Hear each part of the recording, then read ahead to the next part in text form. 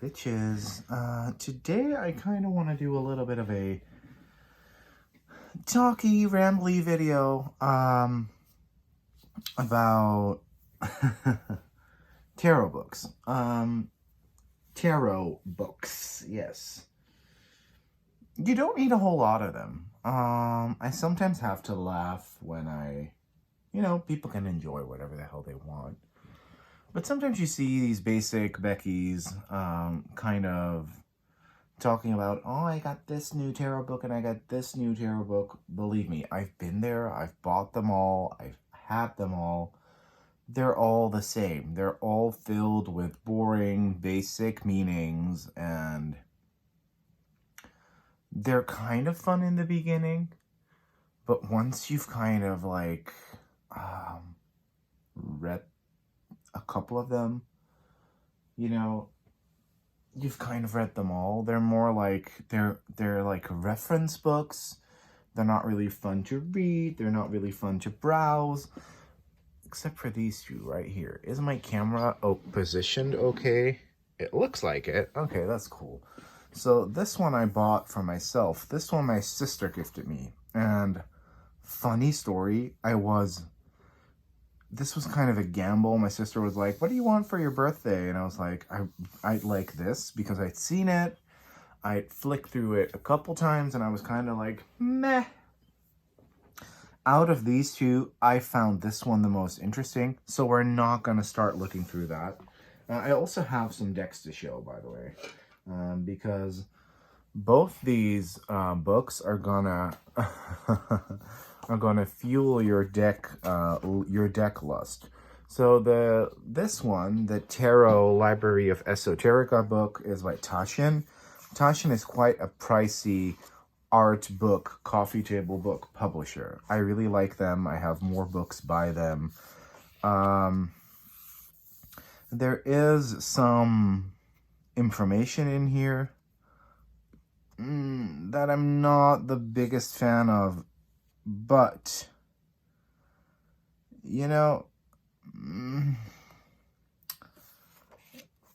so the text is not really my favorite part of this book. However, it does come with gorgeous illustrations, sometimes having something to do with tarot, sometimes not so much. Let's just say when it comes to text, the beginning part is fun. And immediately I'm triggered by this card because I love it. And this is by Jean Duchesne. Illustration of the Wheel of Fortune from Jeu de Cartes Tarot, France. So this is from the Archives of Publishers Stuart Kaplan, from Jean Duchesne's book. So this is not necessarily, and that's kind of annoying with this one, not every illustration in here were necessarily decks that were ever for sale or decks that you can buy. Some of these are like, obviously this is something you can still get, but some of these don't really exist, have never really existed as tarot decks. Sometimes it's more like, oh, this was an art project by a cool artist and he only painted 3 cards. So that's sometimes a little bit annoying. So it kind of starts with the early beginnings of the tarot. Then we get the RWS, which is cute. The Oracle Divine. So we're getting some Lenormand cards, some Oracle cards, some playing cards. So this is interesting. This is the Cloisters playing cards from the Netherlands, and I think that's wrong. I think it was Belgium, but whatever, who cares? And then we also get some more modern shit in here. So this book does have the more modern things, so that's fun. So then we get a tarot timeline, this is actually a really, really good timeline, and it's a lot of fun, so I like that a lot. The magic and manifestation part. Now, for example, this is the Waite Trinic deck, which I don't think was really ever fully published. You can't get this. Rather than rehashing the Rider-Waite-Smith, I would have loved it if someone started publishing this, because I think this is stunning. So that's the Waite-Trinick deck. But once again, it's another deck that is we're kind of unsure about whether that was a real deck. Am I going to go through all the pages? No. So now we're headed into Major Arcana territory, which is fun. So you get the Fool, and you get all these different Fools from all these different decks. And what I found very annoying while browsing through this part is that a lot of the art in here is not necessarily always from decks where you can still get it, or where it was ever even a deck. And obviously, browsing through it now, I'm not getting any, like, examples of that. But there's a lot of cards in here where it's kind of like, oh, this was actually, like, just part of a promotional one-off deck from US Games, where a lot of popular US Games artists just did one card, and that's kind of it. This is not from a deck, but this is just an art print. So honestly, to me, that does get a little bit annoying. For example, this, I love this. Let's see where this is from. Manzel's Tarot, 2017, digital collage. But this is from the Tarot of the Spirit, but it doesn't very clearly always reference like what's up. For example, this. There's a lot of illustrations from this deck.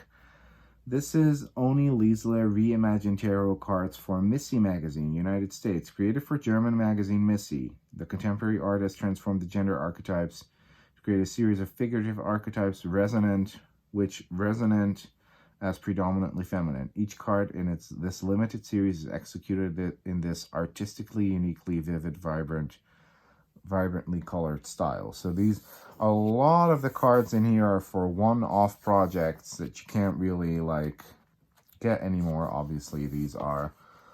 So, although I loved it, I did find it rather annoying that happens so often. For example, let's see. Tarot of the Golden Serpent, 2013. Created paintings for this Tarot of the Golden Serpent series, but I don't know if this is an actual deck. So I love this image. So that's what I kind of hate about this book, and I'm not too keen on the writing that often. So once again, this is from that magazine. I'm kind of like, I want that. Never gonna find that Missy magazine deck. There's also a lot of stuff in here from, what's that guy's name again? You know, the guy who did the Aquarian Tarot. I keep forgetting his name. This is from a Japanese deck that I have. I have that deck. That's fun. Frankly, I've had most of the decks in this book, except for the ones that you can't get. But where's that guy who did the Mystic Mondays is in here. Let's see if I can find that one guy, because there were really annoying. Oh, look, the Waite-Trinick deck again. Like, that's, like, you can't buy that anywhere. So I find that kind of annoying. I know, like, sometimes people already find including out-of-print decks annoying. I don't find that annoying, because that's bound to happen. But I do find it annoying when there's stuff in there that you just can't, that never was a deck, and we're kind of led to believe that it was, because it's in this book. The White Witch is a Majors only deck, so we're including lots of, like, stuff where I'm kind of like, yeah, it looks pretty, so for the purpose of this art book, that is amazing. However, is it really handy to put that in such a deck? What the hell is this? Tarot, Mexico. Oh, that's probably that one. What's this? High as Hope Tarot for Inclusion. For Florence and the Machine limited edition album. Okay, so this was included with that, I guess. You know, it's a little bit difficult sometimes for me. I really want to find, because there was one thing in here that really pissed me off, that kind of made me go, you know, Palladini, that was his name. Let's see if I can find him real quick. Look, this is cool as well. Navigator's Tarot of the Mystic Sea, United States, 1997. There were lots of there's lots of obscure late 90s, early 2000s decks, because that was when, of course, we had this resurgence in witchy stuff because of Charmed, but the tarot market wasn't really as hyped up as it is now, and there was really cool creative shit happening that I like. And those are also decks that are really, really, really, really expensive. I'm not going to stop until I find it, y'all, so I hope you guys are enjoying this. I love this card a lot. It's one of my favorite Wheels of Fortune from the White Sage Tarot. This is stunning from Kathy McClelland. There's a lot of Margaret Peterson in this book, which I can appreciate. So we are kind of getting a mix of everything. Oh, here's one from David Palladini. The Linweave Tarot, a rare deck that has gained cult-like status. The Linweave Tarot was created as a marketing item to promote the paper company Linweave. A vibrant collaborative effort from a team of now iconic graphic designers, illustrators. The deck features among its artists the Italian-born David Palladini. Working in different mediums, Palladini would go to create several tarot decks. So, you know, when it gets a bit, what I'm kind of trying to say is when it gets a bit too obscure or when the boundaries between hyper exclusive or art print versus this was actually available one time and people actually use this, when those lines get blurred, I am a little bit I get a little bit bummed out sometimes. But I do love it. It's really pretty.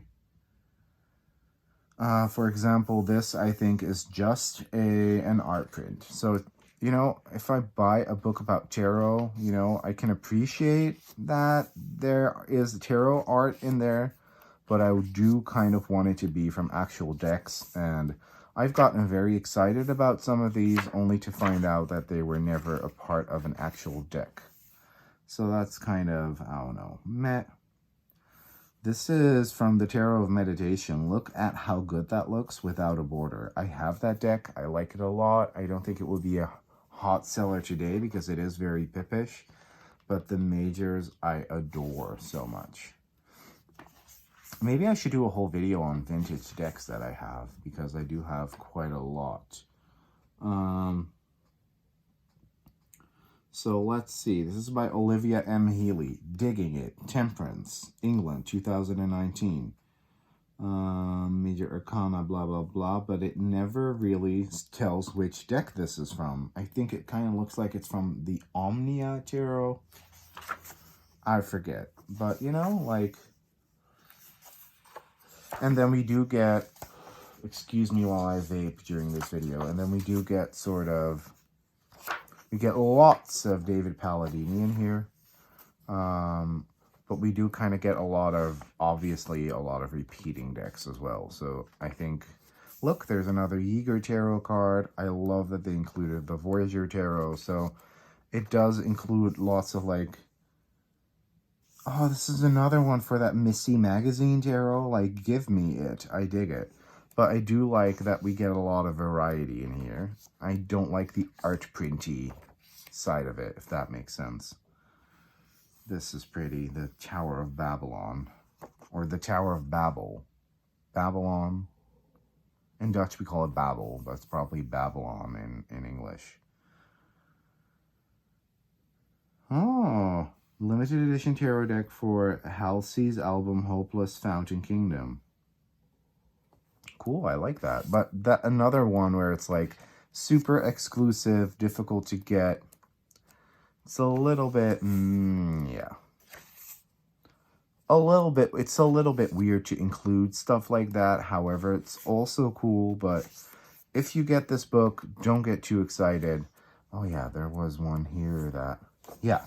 For example, yeah, this was an Arcana illustration for the Dior collection, but this was not actually a tarot deck, I think. So there's a lot of that in here as well, a lot of fashion illustration. The Margaret Peterson tarot is brilliant.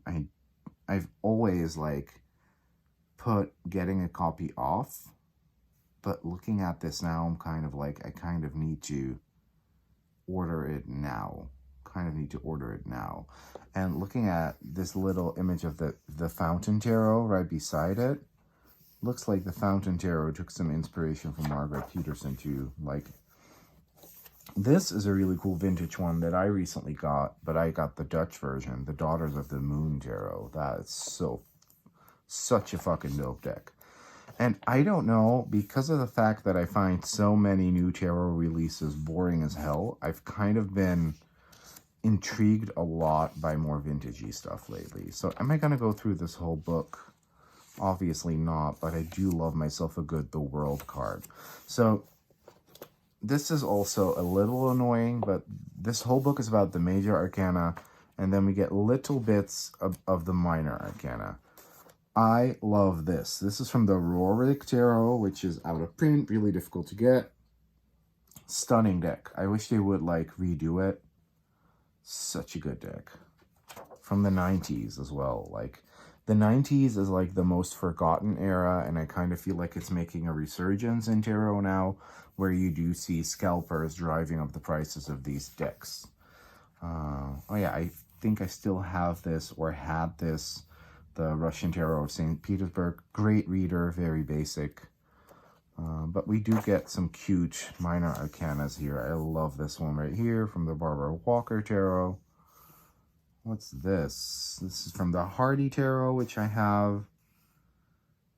Olivia M. Healy, Two of Cups, Healy's Tarot. So that's that cool deck where I said that might be the Omnia Tarot, but this is cool. So this is something I'm going to show you in a bit, because I got myself a replica of the Thomson Lang Tarot, which was printed as a part of a promotion in a British women's magazine. And it's kind of a Rider-Waite-Smith ripoff, but like make it cool and different. I don't know. I kind of got a thing for it.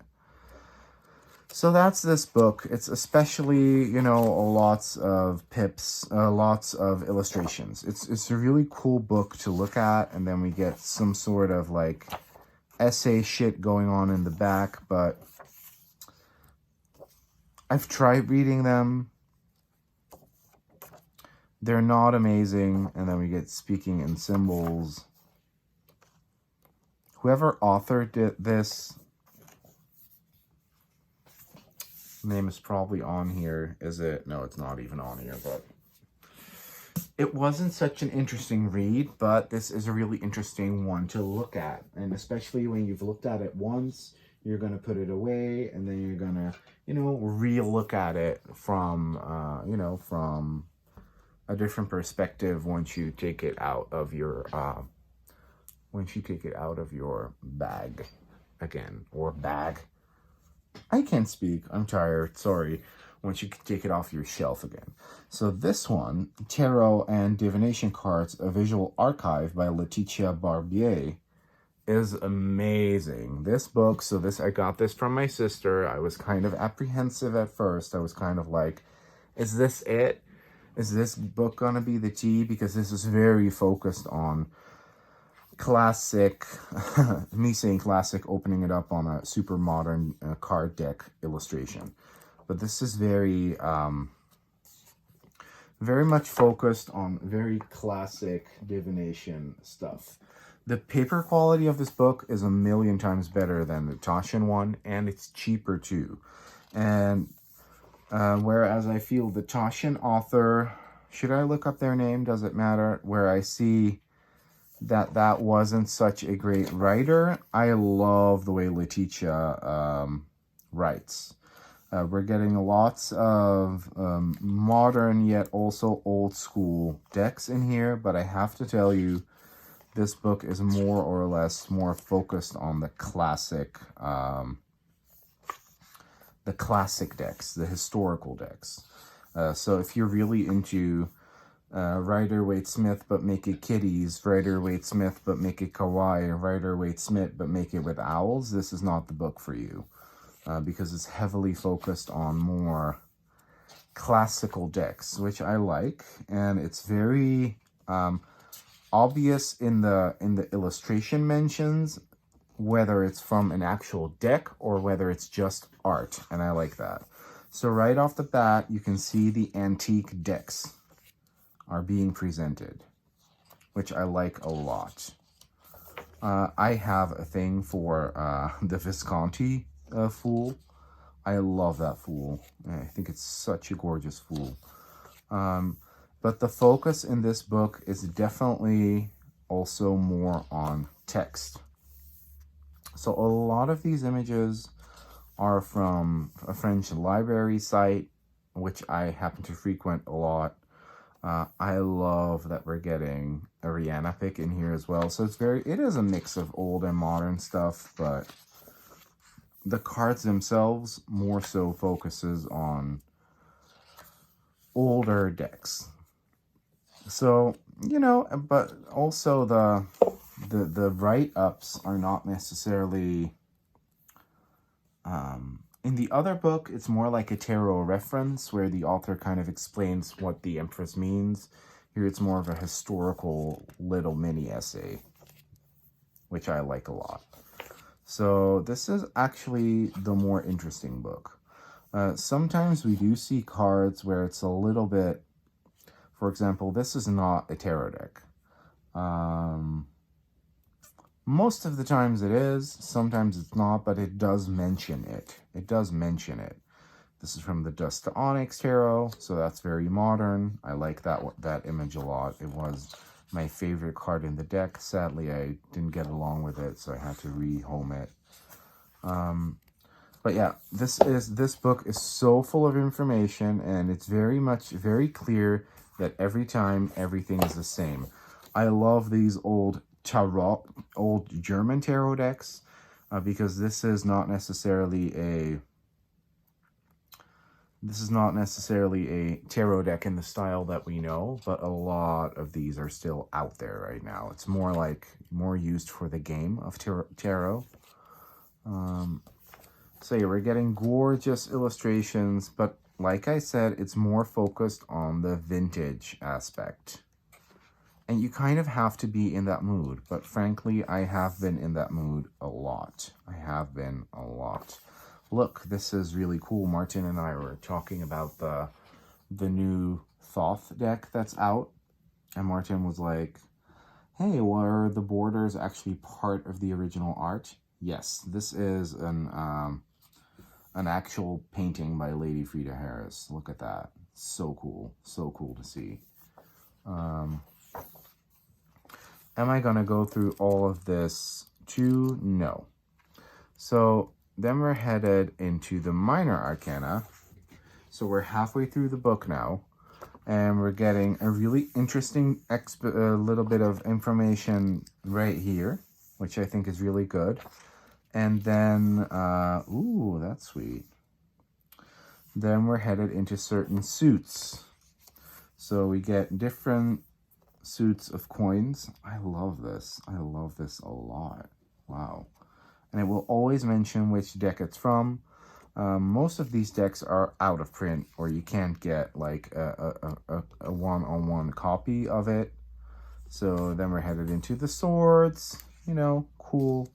I really like these Etea type deck swords. I like that one a lot. I know people hate pips, but you're not going to see lots of illustrated minors here because this is focused on old tarot, and you would have pips. And when you look at this, I don't know, like, I don't get how people can find this boring because I do see the beauty in the pip a lot. I love a good pip. I mean, look at that. What's that from?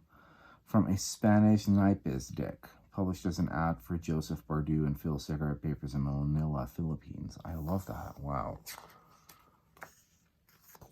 So naipes would be a Spanish playing card deck. So then we're headed into cartomancy. So it's not just about tarot, this book. We're also getting playing card readers and how to read it. So that's really cool. So for the first time, we're getting reference style something, but at least it's something new. So that's interesting. And then we get gorgeous examples of gorgeous playing card decks from that time. So, you know, we're not going to go through all of them, but there's some really lovely ones. For example, this one right here with the little cherub. Two of Hearts showing Cupid with 2 arrows piercing his wings from an illustrated playing card deck, late 19th century. So they don't know what that's from, which I find, you know, really honest of them to mention. So all the data that you need is right here. Then we go into Etea, which I like. So we get great fun information. We get cards from the Etea decks. Then we have the Le Petit Etea, which is a different type of deck.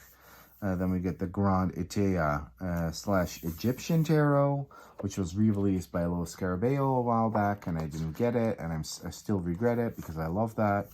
And we get the Grand Jeu de l'Oracle des Dames, which is my favorite Etea style deck, and I do need to pick that up because I believe you can still get this from Lo Scarabeo, and I love it. I really do. Then we get a little bit of Mademoiselle Lenormand. A lovely little introduction on her life and who she was, how the deck came to be, and different type Lenormand decks. Now, why I like this deck so much is because I discovered cartomancy type decks from Europe that I never knew existed. For example, this one, it's a German Lenormand deck. Die 8 Wahrsagekarten der Kartschlägerin Mademoiselle Lenormand, which translate to the 8th fortune-telling cards of card reader Lenormand. And I really was attracted to this because it has these really cool sigils that are similar to the Adolf Engel Lenormand, but they're different. And one would think that these bear meaning, but they don't. They're just there to make the deck look more mystical, kind of like a selling point. So what I'm doing right now is I'm digitally restoring this art and making my own version of it. So, you know, that's what I like to do with a lot of these. So the most interesting bit of the book for me was I liked it all, but the cartomancy, different types of oracle decks from way back when part. This is the Grand Lenormand. Not a lot of people use it or know it. I loved finding out that these decks existed because I am European. So this one, the Hieroglyphic Tarot of Madame Delore de la Haye, I actually already like remastered and redid. You can see right here because there's no way you can still buy this. And I was like, but I want this. I want to work with it. So I redrew it. I spruced up the colors a little bit because this all looks very yellow, orange, meh to me, very blah.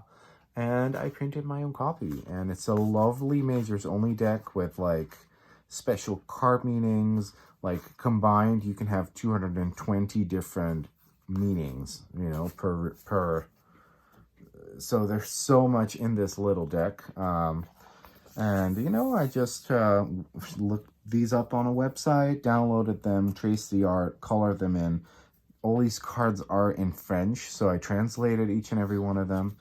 Let's see if I can find one that's on here that I redid so you can kind of see, yeah, this one. So I don't know if you guys can see properly. I hope so. Yes, you can. So this is the Temperance card. All these cards are formatted really, really weirdly. I had to make the art fit the standard tarot card template. I think I did a pretty good job. So yeah, I'm still really proud of that. That was such a fun project to do. And yeah, this book like really inspired me. I love, like this is now one of my favorite decks ever, and I get to play with it because of this book and because of the fact that I recreated it for myself. La Sibylle, which is fun as well. The Sibylla cards.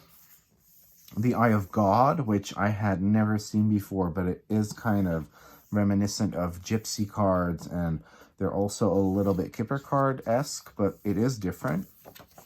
And these are gorgeous too, but very, very detailed, so I'm never going to redraw those. The Arab Game of Arithmetic, where the author is kind of unsure if it was used for actual, like, fortune telling, or if it was just a kid's game, but she believes that these were used for fortune telling because all of the cards kind of depict these special deities and angels.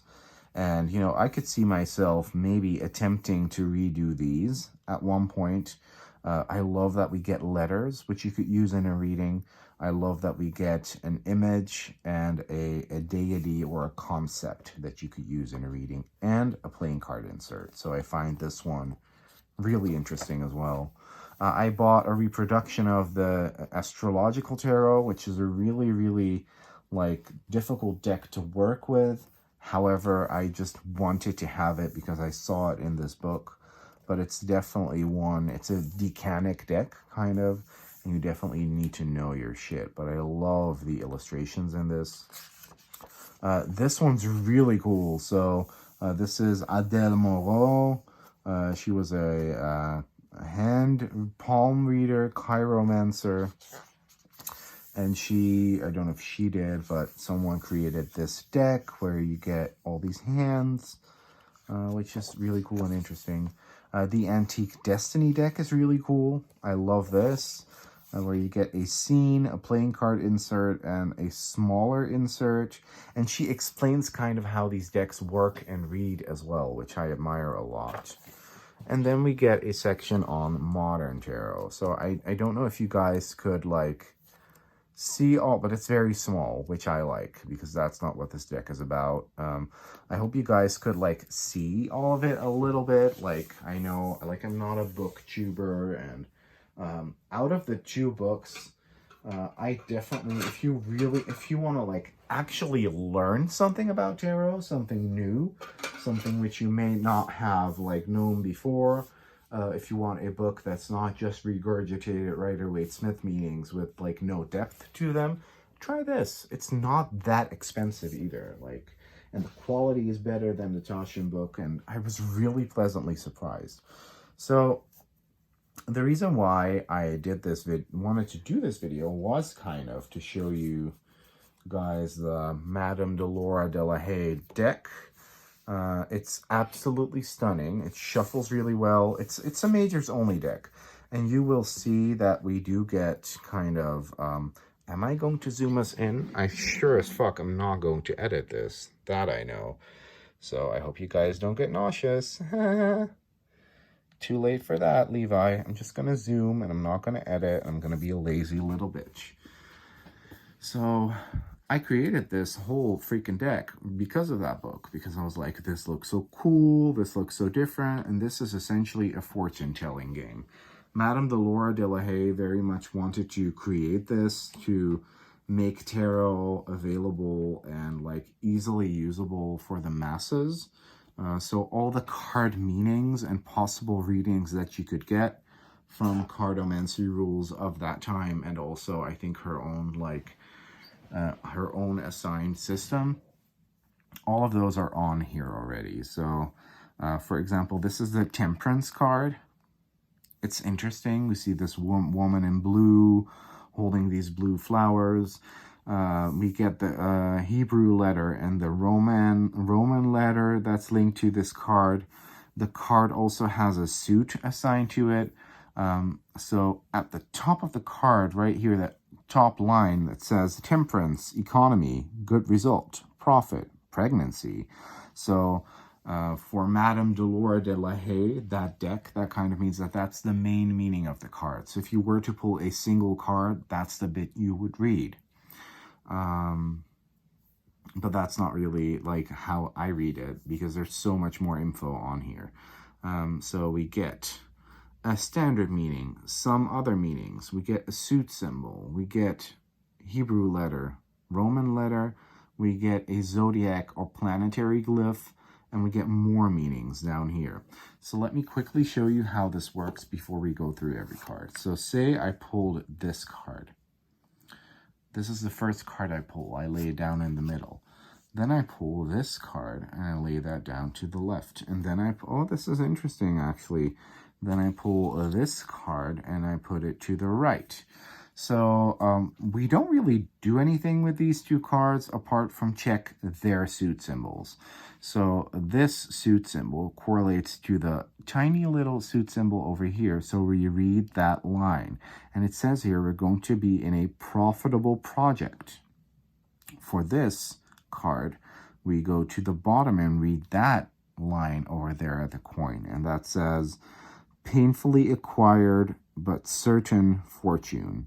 So we're going to be in a profitable project, and it's going to be very fortunate, but it's going to be painful for us. So that's interesting. So that's a very doom and gloom, old-timey fortune tellery reading, which I like. This is that tall, dark stranger deck. So I'm not going to be doing more examples, but that's primarily how I use this deck. You could kind of use it as a majors only deck, but you will find that there are, you know, different types of arcana in here. So Temperance, we do have in the Rider-Waite-Smith and in Modern Tarot, so that's interesting.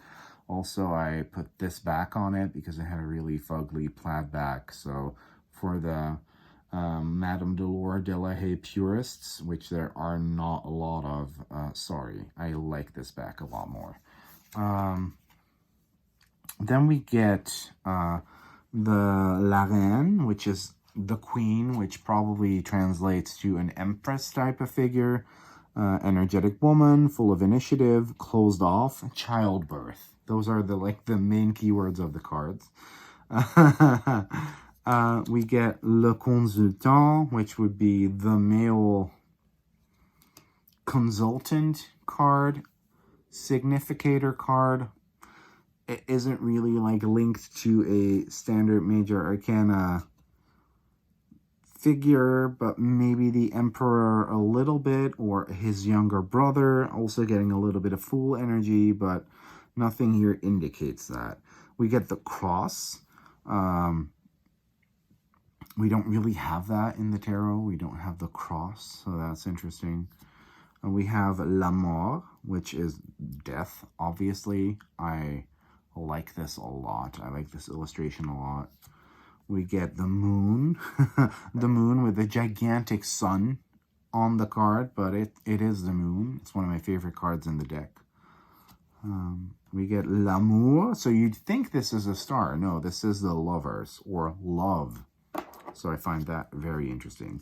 We get the vase, which is also the last card in the deck, and the wreath around the vase is kind of giving me the world vibes, but we don't have a vase in Modern Tarot, so I find that interesting. The fools, the jesters, right? The devil, of course, or le démon, the demon. So there is a lot of recognition here. La Fortune, which is very much Wheel of Fortune vibes. Whoops. The Tower, of course, that's in here. Disappointment, accident, loss of money. The main meanings for that card. Did I translate everything 100% perfect? No. A lot of the language that was used in French sounded very old-timey, so I kept it that way. This is the Sun, which is another one of my favorite cards. Sometimes, for example, right here, you'll see a little speck of white where you're kind of like, ooh, he must have forgotten to color that in. No, that was actually how the actual card looked. So I tried keeping it as authentic as possible while still being able to fit it onto a regular playing card format or tarot card format, and also sprucing up the colors a little bit. But yeah, I do keep it authentic. So here we have La Consultante, which is kind of giving me a high priestess vibe. Wise, quiet woman, words kept secret, sanctuary. So those are the keywords for that. House, shelter, protection, caution, serious man, favorable. So this is Le Boulier. Not really getting like any regular major arcana vibes. Le Supplice, which is kind of a hanged man feeling. Movement, displacement, test, sacrifice. Very interesting image. Then we get the world. Balance, harmony, waiting for good results. So that's a really interesting one. I like the tetas.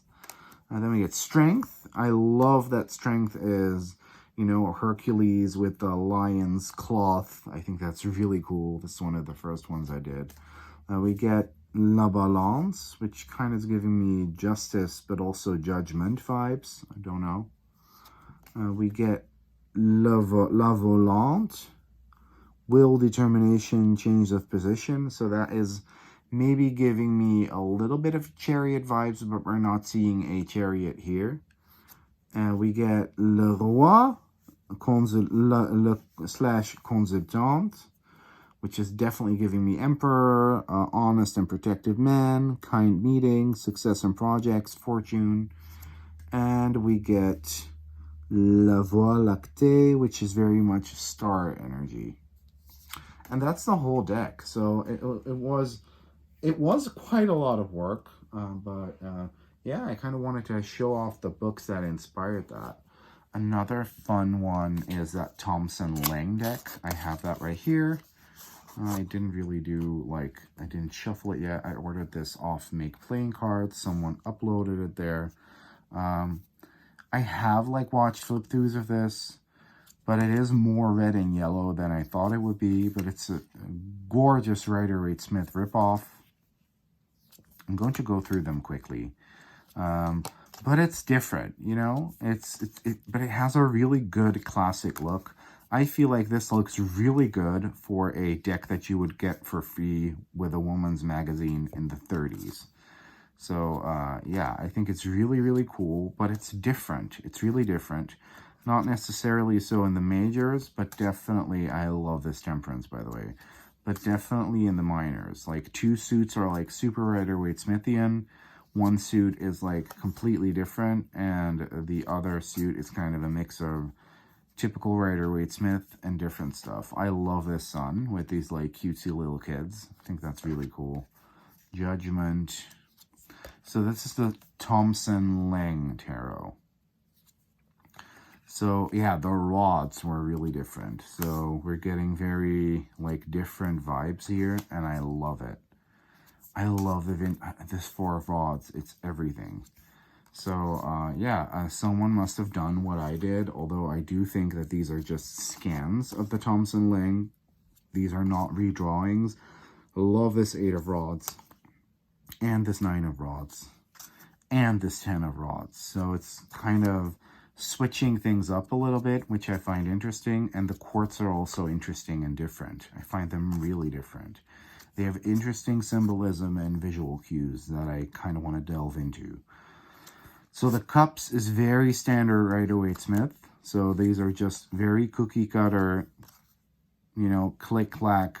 Let's copy that shit. I love the 6 of Cups. I love it way better than Pamela Coleman Smith's. But it is very much ripping her off. You can kind of tell that. But I don't know. I like it. It's a breath of fresh air. It very much is. I kind of want to hurry up a little bit because I'm getting a little bit parched. I need to drink some water. The kings and queens are all boring as hell, though, but I do like the pages and the knights in this deck. So the suit of swords is a little bit weird, but interesting. 3 of swords, like, you know, I read 3 of swords very positively, so I like seeing this, but you'd expect in a deck that's such a blatant rip-off that this would be, like, the easiest card to copy, and they didn't. This 4 of swords doesn't make any sense at all, but I find it hilarious. It's almost like they took someone that didn't know anything about tarot, I don't know, or that, and they were just like, kind of copy this, and they like maybe misplaced the, let's see, they misplaced the 5 of Wands for the 4 of Swords, something like that. Like, it's interesting. Because the rest is pretty much like total ripoff. but, you know, with a different flavor. For example, this one, I find it very interesting. It's some pretty good cardstock, and it's kind of pocket size, which I like. I like this Page of Swords. I love this Nine of Swords. Really interesting, this Knight of Swords. The Queen, she's pretty cool. She's like, hey, with that little hand right there. I find that very funny. The King, once again, is boring as hell. So all the kings are boring. Then we get Ace of Pence. So these are all pences. And this is pretty much ripping it off, but interesting enough that it still feels a little different. I love this Five of Pence.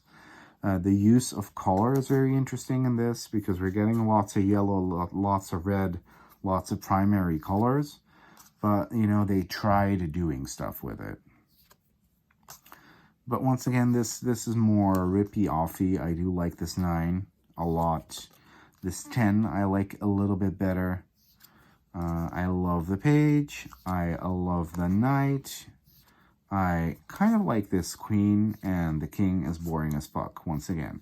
So this is the Thomson Lang Tarot replica. So yeah, I kind of feel like I am really enjoying this more vintagey route since, you know, all modern shit is kind of boring. And yeah, you know, that's all for today. Just a little bit of rambling because I kind of missed doing this. If you guys find this annoying, just don't watch it because every now and then there is going to be a video of me that's like this. And always feel free to play at double speed because I do that a lot as well. Thank you for watching, and bye-bye.